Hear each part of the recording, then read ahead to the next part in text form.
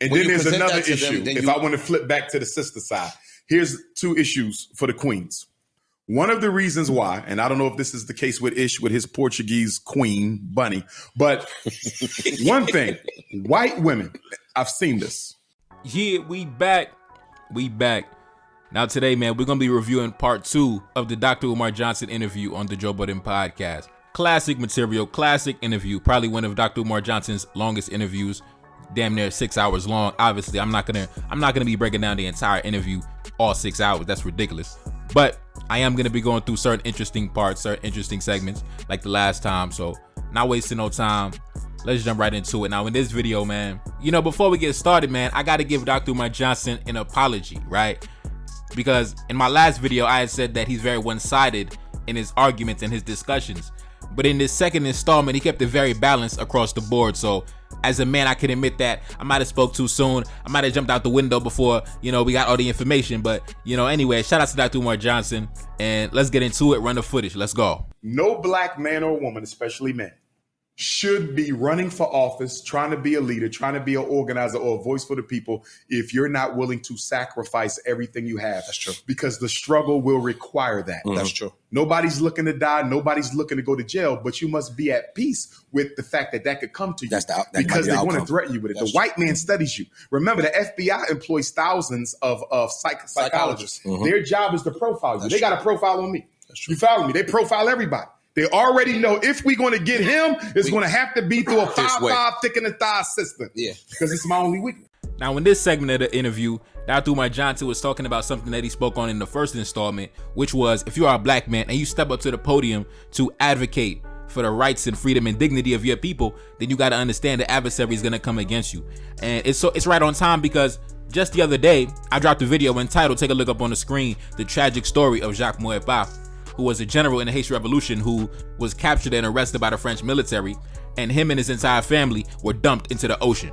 So if you're not ready to sacrifice it to that level, then you're not ready for this shit, man. You're not ready for this shit, bro. So on that segment, I agree with Dr. Umar Johnson. We already know what it is. Now let's continue. Women, you want the type of food you eat. Sure. They know everything. Mm-hmm. And so if you're going to do this work, number one, you got to be on the straight and narrow. But number two, you got to be willing to sacrifice everything you got. And when you say everything, you literally mean everything. That's true. It cost Malcolm his life. It cost King his life. It cost Mega his life. It's called Fred Hampton his life. George Jackson his life. Jonathan Jackson his life. And we could go on and on and on and on. Okay. That's true. If you ain't willing to die for this, ain't no need to get in it. Can't do it. Now, listen, for those of y'all who've been following my channel since my very first video, you already know what I've been preaching for the longest time. Life is about power, not morality. Life is about protecting your economic and geopolitical interests, no matter what, by any means. Whoever you got to step on, whoever you got to crush to get to your objective, you better do that. That's what it is, bro. That's what it is. I'm not saying that's how I would like the world to be. I'm just saying that's the cards we have been dealt. So you can either adapt to your surroundings, adapt to the environment, accept the circumstances at hand, or you could continue to live in delusion. But at the end of the day, man, life is about power, not morality. Now, obviously, we're supposed to operate with morality when it comes to your family, your loved ones, your people, your race, your ethnic group, your culture, your tribe, whatever. But when it comes to outsiders, man, when it comes to foreigners, when it comes to the adversaries, listen, man, it's fair game, brother. It's fair game. It is what it is. It's fair game, in my opinion, because when it came to us, it's always been fair game when it came to us. So listen, I simply reciprocate the energy, man. I simply reciprocate the energy. But going back to Dr. Umar Johnson's point, think about every so-called revolutionary black man that you ever heard of throughout the pages of history, throughout the chapters of history. Every single one has either died broke, died miserable, died in exile, died a violent, tragic death. It's always been the case. It's always been the case. Very few black men who take on that responsibility end up growing old, end up living a prosperous, wealthy, carefree life. No, they die broke, they die miserable, they die depressed. I mean, it is what it is, man. I think that's something you have to accept. It's just part of the game at this point, man. Now let's continue. Keep it backwards, but we got to take responsibility because we should be better than that. But you know why black leaders are not more revolutionary and courageous? They don't want to die. Do we even have any black leaders? I was about to say all that shit you talking sounds good. Do we have any? No. They killed them all. But they killed them all. In the past 18 months. Muammar Gaddafi didn't take he was money. An Arab, but I respect him. The past 18 months, he's Arabs are black. Arabs are not black. Okay, hold on. Arabs are not black. No, slow down. It's a good fight. They came into North Africa with the sword. They killed, they committed genocide, extermination. They cut off penises. They enslaved our people before the white man did. And they still trading Africans into slavery this day. Arabs are not Africans. I disagree, but okay. Man, for the love of God, can y'all please learn about some more leaders besides Muammar Gaddafi? Like, Jesus Christ. Out of all the legendary black men that have walked the earth, y'all keep bringing up this guy named Muammar Gaddafi, a damn Arab. Y'all gotta relax, man. Y'all gotta relax. And big up to Dr. Umar Johnson. You see, when it comes to certain things, we might disagree, but for the most part, we are in agreement. And I did a whole bunch of videos talking about the Israel-Palestine conflict. I even did a video entitled, "Why Are Black People Scared to Discuss Arabs?" Because I noticed when it came to the Europeans, we got a whole bunch of shit to say. We got a whole lot to say. But I noticed when it came to the Arab, everybody treated it like a taboo subject. Nobody wanted to speak the real shit. Nobody wanted to talk real talk. And I remember I did a video. In fact, that video got like 10,000 views where I was reacting to Dr. Umar Johnson's statements in regards to the relationship between black folks and Arabs. And Dr. Umar Johnson, I gotta admit, he's one of the few people in the spotlight who actually was able to speak the real. While everybody else was tap dancing and butt kissing the Arabs, Dr. Umar Johnson was one of the few voices with influence who was talking that real shit. So big up to Dr. Umar Johnson. Let's continue. And then there's another issue. If I want to flip back to the sister side, here's two issues for the queens. One of the reasons why, and I don't know if this is the case with Ish, with his Portuguese queen, Bunny, but one thing, white women, I've seen this. White women will find an unrefined black man with potential. Oh, Ish ain't unrefined. And they will invest in him until he becomes successful.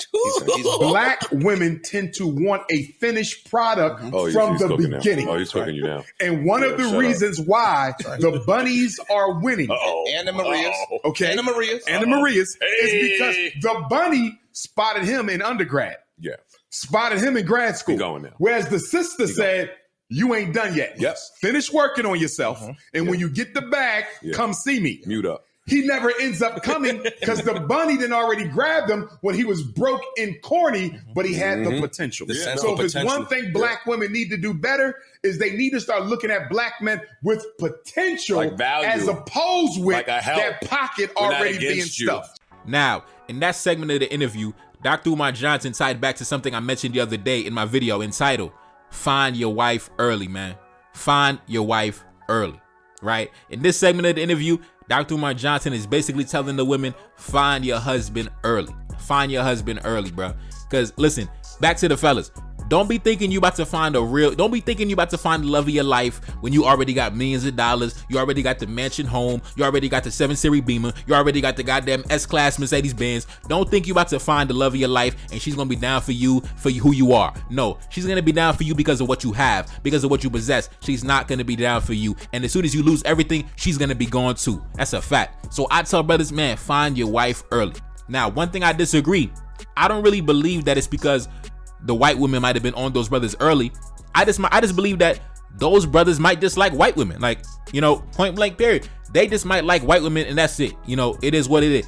I don't really make excuses for either side. You're never gonna see me justifying bunny hopping on either side. You see, when it comes to the women's side, they love to provide justification. When it comes to the men's side, listen, I don't provide justification for nobody. My reason is this: if you are running around with white folks and you dating white folks and marrying white folks, that's because you attracted to white folks. Like, how come we can't just say that? How come we can't just say that for both sides of the game? No justification, no reason, no excuses. You are with white folks because you are attracted to white folks. I mean, just come out and say it, man. Just come out and say it. You with that white girl because you like white girls. You with that white dude because you like white dudes. Just come out and speak the real talk, man. Stop with these excuses, justification on either side. Listen, you with them white folks because you are attracted to white people. End of the discussion.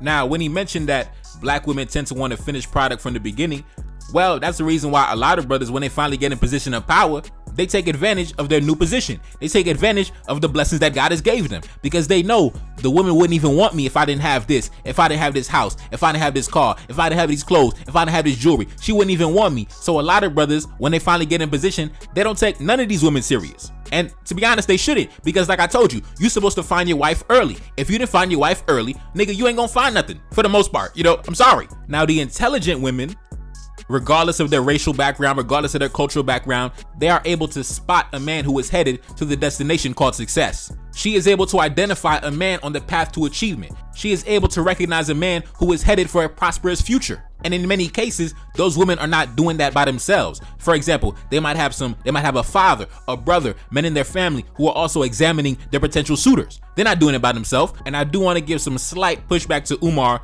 when he says that, because I do believe that there are black women that are able to identify a man who is headed to the destination called success. I do believe that because when you look at the women that are married, those women tend to be with men who they've been with for a very long time. It wasn't really a case where, they waited at the finish line. A lot of times when you see, black couples, black families who are married, who've been married for a very long time, usually those women have been with those men from the beginning. I even gave examples in the last video about my aunt and my uncle. They've been together since they were teenagers, right? My mother and my father, they've been together since they were going half on the Chinese food. But because the women in my family knew these men are headed to a prosperous destination, and they also had men in their family, like my grandfather, God rest his soul, who gave his stamp of approval, because as a man, he was able to identify certain characteristics in their personalities to see that, okay, I can trust these men with my daughters. I can trust these men to be leaders for my grandchildren. So, we gotta look at the whole package, man. And a lot of women, they might not have that. They might not have the father or the brother to help them vet, men that come into their lives. Or they just might not be intelligent enough to know this man is headed to a prosperous destination. She might be looking at what he has right now. Oh, he at the bus stop right now. Oh man, he on a bike right now. Oh man, he don't got the designer clothes right now. But come back in 5-10 years, you never know. Some women are able to identify that, some women are not. That's the reality. And I also want to touch on something else that Dr. Umar Johnson said. He said, when the man is broke and corny. Now I'm gonna tell you right now, if you corny, you're not gonna have much success with black women. Okay, you don't have to be a street dude, but you cannot be corny. You cannot be a lame. And I think that's the thing, right? Because I never been street. I don't even got a misdemeanor on my record, brother. But I never been corny, right? And sometimes when it comes to the corny brothers, a white woman is gonna tolerate corniness more than a black woman. That's just a reality of the matter. A white woman is gonna tolerate, a crooked hairline. If you don't got the newest shoes, if you got a corny outfit, a white woman is gonna tolerate that. A black woman, she gonna roast you up. The same thing in reverse. For example, the white dudes, they gonna tolerate the dusty, crooked wigs. They gonna tolerate the chicks who don't got the best bodies like that. I think when it comes to people who be playing in the snow, I think that white folks just tolerate more because they're not really in tune with our cultural standards and things like that. So some people might find it easier to play in the snow. It really depends on a lot of factors. But I do think that's a death sentence for a man. Like when Dr. Umar Johnson said, when a man is broke and corny at the same time, like you could be broke, but you could be broken charismatic. You could be broken funny. You could be broken intelligent. You could be broken and have a very prolific personality.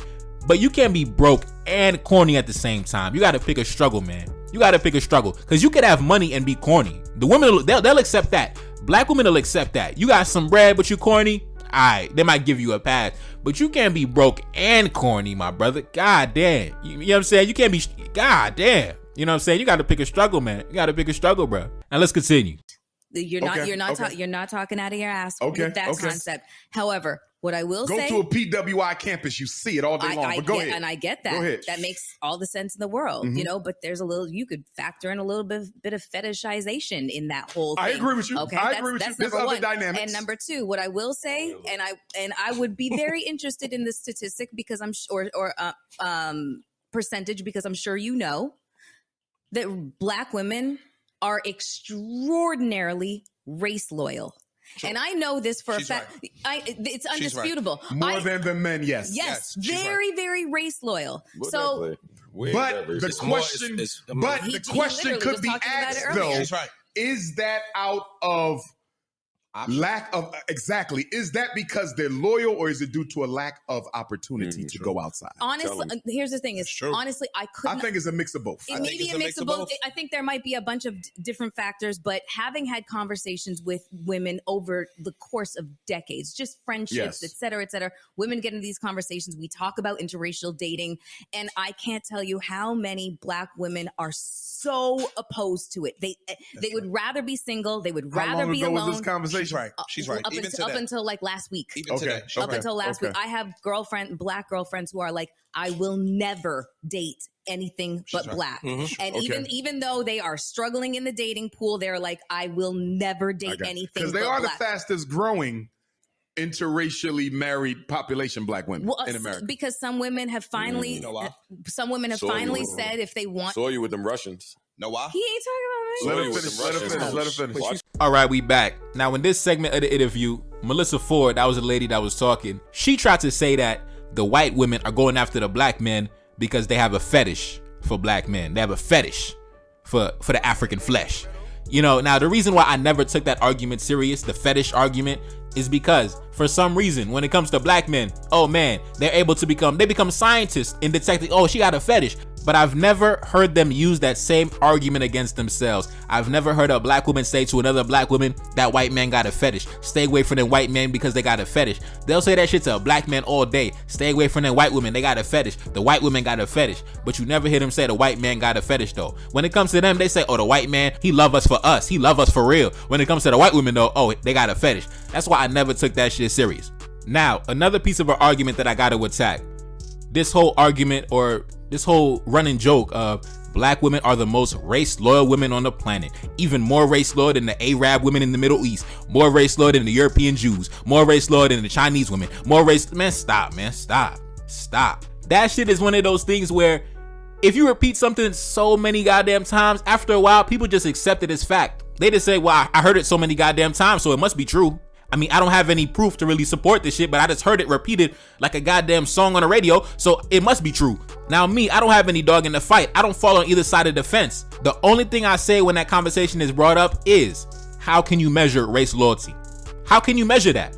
What are the metrics that you use to measure if black women, as they say, are the most race loyal group of women walking the planet Earth? How do you measure that? How do you measure that? In my last video reacting to the Dr. Umar Johnson interview on the Joe Budden podcast, I literally got hundreds of comments of people saying that same shit. Black women are the most race loyal women that ever touched the planet Earth. And the only thing I say when they bring that up is, how do you measure that? How do you keep track of black women's racial history and their dating patterns? How do you measure that? Are black women submitting the data to the government on every man they ever slept with, the racial background of every man they ever slept with? So if they go sleep with a white man, are they gonna register the information with the government? Who is keeping track of black women's racial dating history? Who's keeping track of that? Nobody's keeping track of that. So how do we know if they're really race loyal as they claim? That's the only thing I ever asked, and nobody can really answer that question. It's the same thing when they say black men date outside their race more than everybody put together. The only thing I say is, whatever. If that's what you feel, that's fine. But how do you keep track of black men's dating patterns? When black men date a new woman, if a black man meets a new woman, he starts dating her, who is keeping track of her racial background? If a black man sleeps with a woman, and who is keeping track of her racial background? Nobody's keeping track of any of this information. So how do we make these bold assumptions and declarations? That's what I never understood. Nobody has any data to back up their argument. They try to use the marriage statistics. Well, guess what? You cannot use the marriage stats to measure what's happening in the ecosystem, because I could date 100 different women and never marry them, and none of that information gets registered on any data sheet. None of that information gets registered on any stat sheet. So how do you know what's happening in the streets? If you're using marriage, that's not accurate. The only way to truly measure this so-called race loyalty and to see who's really dating outside their race the most, we would need black men and black women to register the racial background of every single person they ever been with in their entire life. And guess what? Nobody's doing that. Nobody's doing that. So until that happens, I'm gonna need black women to stop saying you're the most race loyal, because we cannot support that with any evidence. And I'm gonna need guys like Dr. Umar to stop saying that black men date outside their race more than everybody, because that cannot be supported with any evidence. And in fact, I got an excellent comment in my comment section over the past week that kind of ties back to this subject. Take a look up on the screen. This brother said, I think the topic of black women and race loyalty is very important. Not only can you not account for who people date outside of marriage metrics, people are not truthful about their sexual history. People get into one-night stands, situationships, rosters, and short stint dating. A lot of women are not truthful about their sexual history from the jump. What makes people think there is truth in the race they're having sex with? It's like a loophole. They may say they have dated black men only, but they really mean they've been in relationships and did other activities outside of that. So how can we be entirely convinced that black women are completely 100% race loyal? I also hate the talking point because a lot of people slightly imply that black women are somehow more revolutionary than black men. How can it be the case that one side of the plantation is insane from the degradation, but the other side is untouched? It doesn't make sense that black men are only enamored by white women, but black women have never attempted. I think what makes sense is that a lot of black women have hookups with non-black men, situationships, or have dated other races, and it did not materialize. It's pretty simple, but the societal norm is that men control for marriage and is expected to be the one to propose. I don't think a non-black man is going to propose willingly when you consider how they think about black people generally speaking anyways. This also doesn't change the fact that other races of men lament how easy it is to get black women to sleep with them. White dudes go to Africa and rack up in sexual activity and talk about how it is not difficult, and this applies in the diaspora as well, and in this context, America. So that is never something that I completely buy. In conclusion, black men probably have higher marriage stats outside of the race because they have a chance to propose, and black women do not have the chance to propose. If more non-black men saw fit to marry black women, the race law narrative of black women would be done for entirely. Here is the challenge I have for the ladies if they read my comment. If you believe black women are truly race law, please explain in good faith why. Like, why is it the case that you would not look at another race of men despite evidence proving this to be wrong? I also have another question. Some black women said they can never date outside their race, but that can be a loophole answer. Have you had sexual relationships outside your race? Hookups, one-night stands, situationships? I think the answer changes when we consider this. And at the bottom, man, I gave that boy like 8 fire emojis because he said it all. He said it all. And you know what it is? All he did was simply ask the question. The same thing I do. I just simply ask the question. I don't agree or disagree. I just simply ask the question. How do you measure so-called race loyalty? How do you measure who is dating outside their race? You cannot, because the dating history of anybody, the sexual history of anybody is private information. You don't have access to that information unless that is volunteered to you privately. And people are not disclosing that information to the public, so therefore, we do not know what is happening behind closed doors. So Melissa Ford, I'm gonna need you, if you're listening to this, stop talking that bullshit. You so race law. Nigga, don't nobody know who the fuck is more race law, and you definitely not more race law than the women in the Middle East or the European Jews, so stop it. Now, towards the end, she said that there are women who, now this part I agree with, there are black women who, they don't want to deal with nobody but a black man. And like I mentioned before, those are the only women I deal with. Those are the only women worth dealing with. Honestly, because I'm the same way. And because I have the same mentality, I need a woman with the same mentality. I don't deal with black women who date outside their race, man. Listen, I don't got nothing for those type of women, bro. If a woman is colorblind, listen, I don't want her. If she colorblind, I don't need her. If she says shit like, you know, I'll deal with any man. He could be purple, he could be orange, he could be blue. Nigga, listen, stay away from me, baby. Stay the fuck away from me. I only deal with black women who trying to keep it black, because that's the type of time I'm on, man. All that other shit, I don't take them women serious, man. All them goofy ass. Look, he could be purple, he could be green. Nigga, fuck out of here. Let's continue. So the issue that black women need to understand, the reason, because black women are the only women in America who out-earn and out-educate their counterparts. Mm-hmm. Only black women out-earn and out-educate their men. That was done on purpose to make us irrelevant to her. That the fact that my woman earns more than me is not a problem by itself. The fact she got more degrees than me is not a problem by itself. It only becomes a problem if she interprets that to mean that I'm a lazy, inferior, shiftless, inferior, no good Negro who don't want to do better for themselves. And I won't settle. Now, listen, it's just certain topics that I'm just going to always have to push back against Dr. Umar Johnson. This is similar to when he says, black men dead outside their race the most more than every demographic put together. That's a lie. That's a lie with no evidence to support that. Like I said, you cannot measure that. He also says things like black women earn more money and they have more education than black men. That is also a lie. There is not a single demographic of women on the planet that is outperforming their men. It doesn't exist. You cannot point to any female demographic anywhere on the planet that is more economically powerful than their men. It doesn't exist. Now, you could say that women are accumulating more degrees than men, but that extends across racial boundaries. The same thing is happening in the white community and across all communities. Women are chasing the degrees and the comfortable corporate jobs in the high-rise office. They don't want to be out on the goddamn construction field. You know what I'm saying? They don't want to be building buildings. They don't want to be digging ditches. They don't want to be in the mines. It's the men doing that shit. So yes, women are accumulating more degrees, but they're not earning more money. They're not. The white woman is not. The Hispanic woman is not. The black woman is not. The Asian woman is not. There is not a single demographic of women, domestically or internationally, that is earning more money than their men. And I'm not gonna pull up any of the numbers right now because listen, I'm not gonna embarrass our women. You know, I'm not gonna embarrass our women to really show them the reality of their economic situation. I'm not gonna do that. But I'm just gonna say, Dr. Umar Johnson, that's a lie. That's a lie. Black women are not out earning black men. They might be earning more degrees, but the same can be said for all other groups of women. But their degrees in philosophy, their degrees in sociology, their degrees in foreign languages, their degrees in music, their degrees in English, their degrees in archaeology, their degrees in fine arts, their degrees in psychology. And listen, it's not gonna earn more money than a black man who is a welder, a black man who is a carpenter, a black man who is an HVAC technician, a black man who is an entrepreneur, a business owner, a black man who is a firefighter, a policeman, a black man who is in real estate, a black man who is a plumber, a construction manager, a black man who is an electrician. You're not gonna earn more money than those men. I don't care how many degrees you wave in my face. It doesn't exist. There's no demographic of women earning more money than their men. It doesn't exist. Because at the end of the day, you could talk to me about degrees till you're blue in the face, but unless your degree is in medicine, unless you're gonna be a doctor, a surgeon, anesthesiologist, unless you're going into law, dentistry, engineering, computer science, finance, economics, pharmacy, bro, unless you're gonna really go into some high-powered shit, listen, stop talking to me about degrees. No woman is out earning their men. It doesn't exist. Now, let's continue.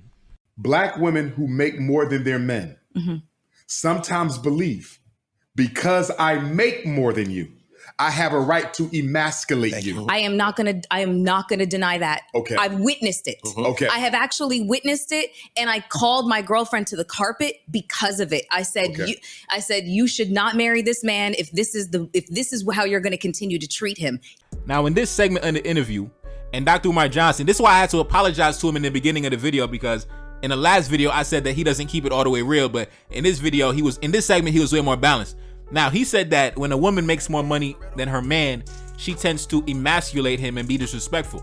And Melissa Ford also agreed and gave a testimony of how she has her own friends who actually engage in the same behavior. Now, I'm gonna raise the point and say the reason why those women are dealing with those men and openly disrespecting those men is because they could never openly disrespect the men that they claim to want. They say they want the rich, successful, handsome, high-flying black man with the powerful career. Well, guess what? That man is not going to tolerate any disrespect. As soon as she even opens her mouth to say something halfway disrespectful, nigga, she is out the door. She is out the door. The reason why they dealing with them broke dudes, them shiftless dudes who ain't got shit, is because they know the man who really got it together, he ain't gonna tolerate none of that bullshit. He ain't gonna tolerate none of that bullshit. As soon as she say something stupid, she is out the door. And that may be the reason why they believe that they make more money than black men, because the black men that have more money than them, they're not tolerating no disrespect. They're not tolerating no disrespect. And once you remove those men from the equation, the only man you have left is the man who's broke, because he gonna tolerate that bullshit. Now let's continue. I am not of that mindset. You know what I'm saying? The other side of that also happens. Even if the woman doesn't out-earn her mate, still feels, but she has been socialized and conditioned by the women who raised her to never allow a man to take the lead or have the final say. So now you have a situation where the man is declared breadwinner, can handle his business, is responsible, but because of brainwash and social hypnosis from dysfunctional black women, you can't let him be a man in the home, which tears the relationship. Now, I'll admit, in the second half of the interview, Dr. Umar Johnson, he was keeping it balanced. And he basically said that some women are just not cultivated to be wives. I mean, to summarize what he said, some women are not cultivated to be wives, because I said it in previous videos. Women are supposed to get those teachings starting from a young age, right? You're supposed to be, 7, 8, 9, 10 years old. Your mama, your aunties, your grandmother, they're teaching you how to be a lady, teaching you certain things that is going to help you later down the line when you become a wife. If a woman never gets those teachings, she never gets those lessons, how can she fulfill the role of a wife? So I think that's what Dr. Umar Johnson was talking about when he said, socialization, right? You have to see it modeled after you. You have to be given the example. You have to see your mother function with a black man, function as a wife in the home, for you to understand what it takes to be a wife in the home. Some women never witnessed a woman operate as a wife in the home, so once they become a wife themselves, nigga, they don't know what the fuck to do. They talking crazy, disrespecting the black man. Man, they just bugging the fuck out. Let's continue. Say this though. I was gonna make a point because you were talking about the fact that women are politically ignorant, and I would say that Not all, but many need to improve. And the men too. But I was about to say, because we shouldn't be blaming y'all. I was about like to y'all say, a problem. Y'all not the problem. I was about to that say was engineered. I was about to say there is very. Yo, brother. Even though the second half of the interview, Dr. Umar Johnson was keeping it balanced, he's still, I'm telling you, he's scared of the women, dog. He's scared of the women. He was like, listen, it's not your fault. It's not your fault. It's the men too, though. It's the men too. Bro, doctor, listen, Umar, stand on business, man. Stand on business. Say what you got to say. You can just say what you have to say without trying to qualify it for the women, man. You don't have to qualify. You don't got to say, look, it's not your fault. It's not your fault. You got to relax, big bro. You got to relax. Let's continue. It ain't like it used to be. You don't have that black conscious energy. You got feminism over here, LGBTQism over. You follow what I'm saying? And those black sisters on that college campus, they have been brainwashed by white feminists into thinking that the black man is their problem as opposed to racism being there. Now, I guess in this segment of the interview, Dr. Umar Johnson had answered the question that I had asked in my last reaction, where I basically said, okay, Dr. Umar Johnson, I hear you. You want the black men to do this. You want the black men to do that. And then I had raised the argument and said, okay, Dr. Umar Johnson, you giving us all these rules and standards and prerequisites on what it takes to be a revolutionary-minded black man, to be a leader for the community. But then I had said, how many women are even share that same mindset? How many women, black women, are available to be the counterpart for that man, to be the wife for that man? I don't think it's very many. I don't think it's a lot. I think if you're a black man that has the mindset that Dr. Umar Johnson says that black men should have, I think you're going to find it very difficult to find your female counterpart. Because like Dr. Umar Johnson even said, on these college campuses, you're not getting these revolutionary-minded black women being sent out into the atmosphere. You're getting these, like he said, you're getting women who are engaged in the LGBT community. You're getting these women who are, in all these different philosophies, gender pronouns, all type of different shit they doing. They're not down for their race. They're not down for their people. They're not down for their ancestors. These women don't care about the ancestors, man. Man, stop. You know what I'm saying? So that was my only pushback to Dr. Umar Johnson in my last, reaction. Because, okay, they said that we need to get the black men in order. So once the black man is in order, who are we going to marry? We're going to marry these swirlers, these divestors, these goofies, these gender pronoun bisexuals, pansexuals. Like, who are we going to marry? Like the revolutionary-minded black woman is an endangered species. It's not very many of her. It's very scarce out here in these streets. So, I want to salute to Dr. Umar Johnson for touching on that. And I want to once again apologize to him for speaking too soon, because before I watched the second half of the interview, I didn't believe that he spoke on that subject. So I want to extend my apologies to Dr. Umar Johnson, because I do believe that he does watch my videos, and my videos do get sent to him. So if this video gets sent out to him, I do want to extend an apology, brother, for speaking too soon. I do respect you, big bro. So, it's all love, man. It's all love, man. It's content, baby. It's content. It is what, don't take it personally, Dr. Umar Johnson. It's content. And this week you gave me a lot of content. So much love to you, big bro. Much love to you. Anyways, man, it's your boy Neferkari. That's Salim back in the building. Yes, indeed. Cash out on the screen, and I'm gone. Peace. Reincarnated, I'm back in original fashion. I left on a horse and came back in the ass, and I left with abundance and came back to famine. We used to be pyramids, now we be rapping. Look how the mighty have fallen. Used to be running, now we be walking. When you be cooning, that's when they applauded. Selling your soul, your sons and your daughter. Gotta come up in this shit, they stuck in the mix. Really, my heart it be breaking. That's why I'm stacking that paper and handle my business. Pass it down in generation. Talking about money and power and building a nation. That's a deadly combination. Never be watching the TV, they pushing agendas, falsifying information. Know they got malice intentions. Step in the room and I'm feeling the tension. Enemy watching, he blocking my vision. Pay for the check cause I need my redemption. Building my kingdom, I need it protected. Ready for war like a young Money Congo. Never decided the team is the motto. Up in the crib and I'm whipping up waffles. Up in the crib and I'm smoking gelato. I'm chilling, I'm taking my pain and make it ambition. I'm blessed by the gods, but I ain't religious. I came for the power, they came for the bitch. They making no hourly wage, I got business. This is an art and they could never be taught. Selling my soul, I can never be bought. Play with my money, I see you ain't caught. Run to the check and I do it for sport. Babylon falling, I go to the source. Packing my luggage and go overseas. Shorty be with me and she so elite. Shorty be chocolate, I'm calling her Hershey. Secret intelligence probably gon' murk me. Don't fuck with friends, cause nigga I'm Haitian. Say the wrong shit and you're smacking their faces.